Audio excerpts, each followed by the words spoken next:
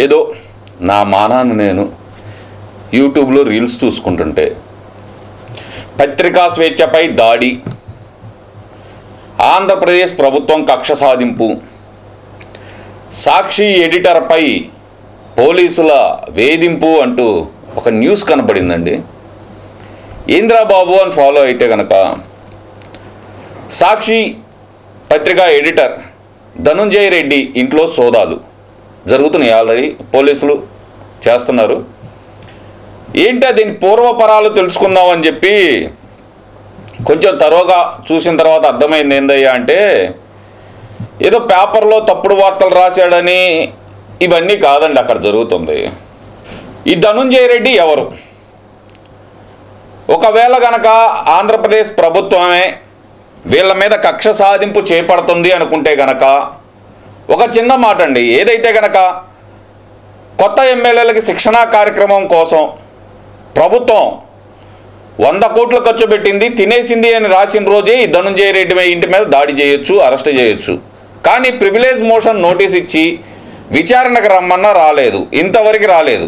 ఏది ఆంధ్రప్రదేశ్ ప్రభుత్వం అసెంబ్లీ ద్వారా సాక్షాత్తు స్పీకర్ అయ్యన్న పాత్రుడు గారు ప్రివిలేజ్ మోషన్ ఇచ్చిన తర్వాత కూడా ఇంతవరకు అతను అనేది రాలేదు, సాక్షి యాజమాన్యము రాలేదు. అలాంటి సందర్భంలో వీళ్ళని అరెస్ట్ చేయడానికి వెళ్ళారు అంటే కనుక ఓకే, నిజంగానే వెళ్ళారేమో అనుకోవచ్చు. కానీ ఇక్కడ జరిగింది ఏంది? ఎవరి ధనుంజయ రెడ్డి అసలుకి? గతంలో నారాసుర రక్త చరిత్ర అంటూ చంద్రబాబు నాయుడు గారి చేతిలో కత్తి పెట్టి పుంకానుగా కథలు రాసిన అదే ధనుంజయ రెడ్డి వైసీపీ అధికారంలోకి వచ్చిన తర్వాత జగన్మోహన్ రెడ్డి వ్యక్తిగత సహాయకుడిగా అతని పంచన చేరి లిక్కర్ స్కామ్లో నిందితుడిగా ఉన్నాడు. ఇది మొదటిసారి కాదు సుప్రీంకోర్టు వీళ్ళ బెయిల్ రిజెక్ట్ చేయటం. గతంలో అంటే 5 రోజుల క్రితమే వీళ్ళ బెయిల్ ఏదైతే కనుక సుప్రీంకోర్టులో మాకు అరెస్ట్ నుంచి మినహాయింపు ఇవ్వండి, మమ్మల్ని కాపాడండి మహాప్రభు, మమ్మల్ని అరెస్ట్ చేసేటట్టున్నారంటూ సుప్రీంకోర్టుకి వెళ్ళారు. సుప్రీంకోర్టు ఏం చెప్పింది వీళ్ళకి? అరే బాబు, హైకోర్టులో చూడండి, ఇంకా ఎందుకు కంగారు పడతారు, మొదలు హైకోర్టుకి వెళ్ళండి అంది. ఏపీ హైకోర్టు ఏం చెప్పింది? మీకు బెయిల్ ఇవ్వటం కుదరదు, దోబ్బేయండి అన్నట్టు క్లియర్ కట్గా చెప్పినట్టు ఉంది. కానీ వీళ్ళు మళ్ళీ సుప్రీంకోర్టు తలుపు తడితే కనుక ఈరోజు ఉదయం వీళ్ళకి బెయిల్ ఇచ్చేటందుకు, ముందస్తు అరెస్ట్ కాకుండా రక్షణ ఇచ్చేందుకు సుప్రీంకోర్టు అయితే నిరాకరించిందండి. ఇది వాస్తవం. కానీ ఈ బులుగు ఛానల్ ఏం చేస్తుందండి? పత్రికా స్వేచ్ఛపై దాడి అంటుంది. పత్రికా స్వేచ్ఛపై దాడి ఎందుకు అయింది? ఇది అతను లిక్కర్ స్కామ్లో నిందితుడు. ఒకళ్ళు కాదే, ఈ గోవిందప్ప కానీ కృష్ణమోహన్ రెడ్డి కానీ వీళ్ళందరూ ఎవరు? లిక్కర్ స్కామ్లో నిందితులు. వాళ్ళ కోసం కూడా వేట మొదలైంది కదా.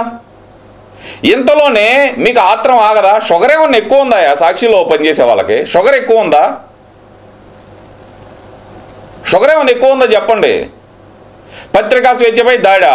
అరే ఏబిఎన్ మీద ఎన్ని కేసులు పెట్టారు, టీవీ5 మీద ఎన్ని కేసులు పెట్టారు, అసలుకి యూట్యూబర్ల మీద ఎన్ని కేసులు పెట్టారయ్యా?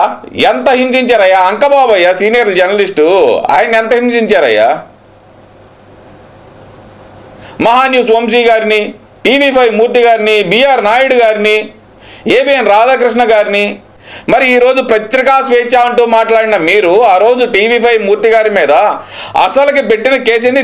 దేశద్రోహం కేసు పెట్టారండి. దేశద్రోహం కేసు పెట్టేంత ఆయన ఏం చేశాడయ్యా? ఇది ధనుంజయ రెడ్డి మీద పెట్టిన తప్పేం లేదు. ప్రజల ప్రాణాలతో ఆడుకున్నాడు. ఇలాంటి వ్యక్తిని అరెస్ట్ చేస్తే కనుక దీంట్లో పత్రికా స్వేచ్ఛపై దాడి అంటూ ఒక ఆర్టికల్ రాసుకుంటూ మీరు పుంకాలుగా చెప్పుకుంటూ లైవ్లు వేసుకుంటూ ఎందుకు ఏడుస్తారు? ఏడవటం ఎందుకు? అసలుకి జరుగుతుంది. వ్యక్తిగత సహాయకుడిగా ఉన్న జగన్మోహన్ రెడ్డికి వ్యక్తిగత సహాయకుడిగా ఉన్న ధనుంజయ రెడ్డి ఇంట్లో సోదాలు జరుగుతుంది లిక్కర్ స్కామ్లో. మీకెందుకు అంత తొత్తరా? వచ్చింది సిట్ అధికారులు, మీకేందంటే అంత తొత్తరా? మిగతా 2 నిందితుల కోసం కూడా వెతుకుతున్నారు కదా, ఫోన్లు స్విచ్ ఆఫ్ చేసుకొని పరారవుతున్నారు కదా.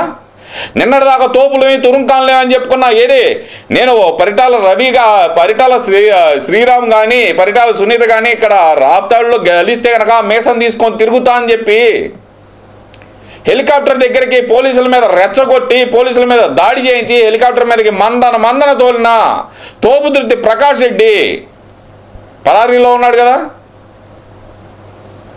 నేను ఎక్కడికి పారిపోలేదు, హైదరాబాద్లో మా బంధువుల ఇంట్లో ఎంగేజ్మెంట్లో ఉన్నాను అని చెప్పి వీడియోలు వదిలిన కాకాని గోవర్ధన్ రెడ్డి పరిస్థితి ఏంది? ఆటోలో తిరుగుతున్నాడు చివరికి. ఎవరు ఆశ్రయం ఇచ్చే పరిస్థితి లేదు, రోడ్డు మీద అనాకాని ఎదవలాగా తిరుగుతున్నాడు ఈరోజు. అవినీతి చెయ్యటం ఎందుకు, అబద్ధాలు వండి వార్చడం ఎందుకు ఈ కర్మ మీకు? రండి, అప్రూవల్గా మారండి అందరూ. ఇప్పటికైనా నిజం చెప్పండి, మీ బతుకు బాగు చేసుకోండి అని చెబుతున్నారు ఇక్కడ. అంతే తప్పితే మిమ్మల్ని ఎవరు హింసించట్లేదే. దీంట్లో పత్రికా రంగానికి వచ్చిన స్వేచ్ఛకు వచ్చిన భంగం ఏంటయ్యా సాక్షి వాళ్ళు? చెప్పాలి నాకు కొంచెం. ఎవరో పేద ప్రజలు లేదంటే మధ్యతరగతి ప్రజలు తాగే చీప్ లిక్కర్లో కూడా స్పిరిట్ లాంటిది కలిపి వాళ్ళ కిడ్నీలు ఫెయిల్ అయ్యి ఈరోజు డయాలసిస్ కేంద్రాల్లో రోగులు పెరగడానికి కారణమైంది ఎవరు? ఈ మద్యం సిండికేట్ కాదా? ఈ మద్యం ముడుపులు తీసుకున్న సన్నాసులు కాదా? ఒకళ్ళ ఇద్దరా? చాలామంది డాక్టర్లు చెప్పారు, కొంతమంది ల్యాబ్ రిపోర్ట్లు కూడా చూపించారే. ఇది తాగితే కనుక లివర్ సిరోసిస్ వచ్చే అవకాశం ఉంది, లివర్కి క్యాన్సర్ వచ్చే అవకాశం ఉంది, అలాగే కిడ్నీలు ఫెయిల్ అవడానికి 99.9999% ఛాన్స్ ఉంది అంటూ ఎంతోమంది మొత్తుకున్నారే. అలాంటి నిందితుల మీద ఆ మద్యంలో కూడా వీళ్ళ కమిషన్లు ఇస్తే కనుక ఎంత చందాలపైన మద్యాన్ని కూడా అమ్మిన వాళ్ళ మీద అరెస్ట్ చేయడానికి చూస్తుంటే కనుక మీ ఏడిపోయింది ఇక్కడ. నాకు అర్థం కావట్లా. అరెస్ట్ చేయొద్దంటారా? అసలు ఏ కేసు మీద వచ్చారు అక్కడికి అది తెలుసుకోవాలి కదా ముందల. నీ హక్కుపక్షి ఏడుపు లాపితే కనుక తర్వాత నిజం తెలిసిన తర్వాత మీరే గమ్మునుంటారు. పత్రికా స్వేచ్ఛ మీద దాడి జరగట్లా ఇక్కడ. ప్రజల ప్రాణాలతో ఆడుకున్న సన్నాసుల్ని వెధవల్ని ఏరి పారేసే కార్యక్రమం జరుగుతుంది. బోర్డర్లో ఏదైతే గనక మోడీ గారు చేస్తున్నారో స్ట్రైక్ ఆపరేషన్ సింధూర్, అది ఆంధ్రప్రదేశ్లో మద్యం స్కామ్ మీద చంద్రబాబు నాయుడు గారు కూటమి ప్రభుత్వం చేస్తుంది. తెలుసుకొని చావండి ఎప్పటికైనా సరే.